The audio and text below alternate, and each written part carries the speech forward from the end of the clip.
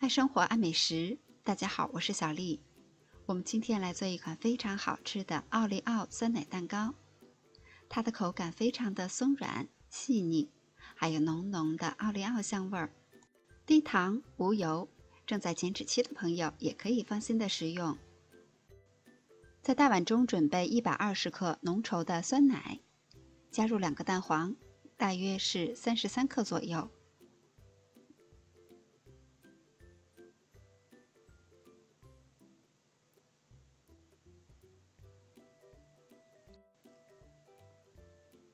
再筛入45克的低筋面粉，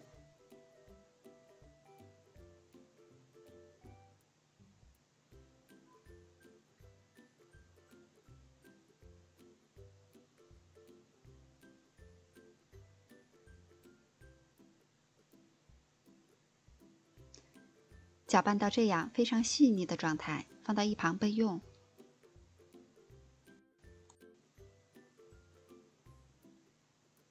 这是2个鸡蛋清，放入碗中，加入15克的零卡糖，1克的塔塔粉，用电动的打蛋器低速转高速，快速的打发。快要打发好了的时候，再转低速，打出这样的小弯钩。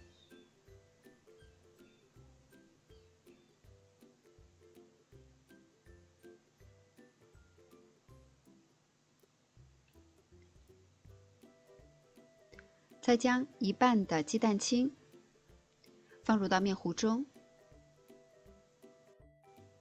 抄底的拌匀，动作尽量要快速一些，避免消泡。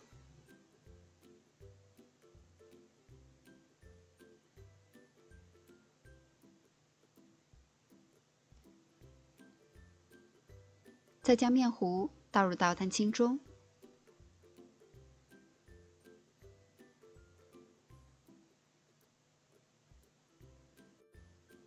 大致拌匀以后，加入20克的奥利奥碎，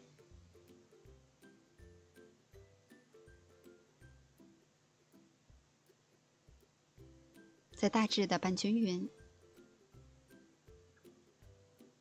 这是我提前准备好的中号的吐司模具，要提前铺好油脂防粘。从蛋清打发到材料入模具，动作一定要快速一些，避免消泡。上面再撒上一些奥利奥粉，装饰一下。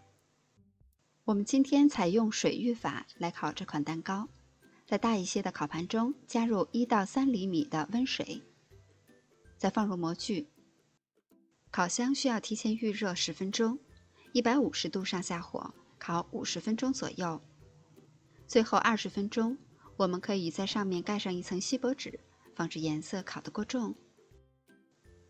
这样采用水浴法烤出来的蛋糕，摸起来手感是 QQ 弹弹的，很嫩的感觉，和我们非常喜欢的古法蛋糕状态非常相似。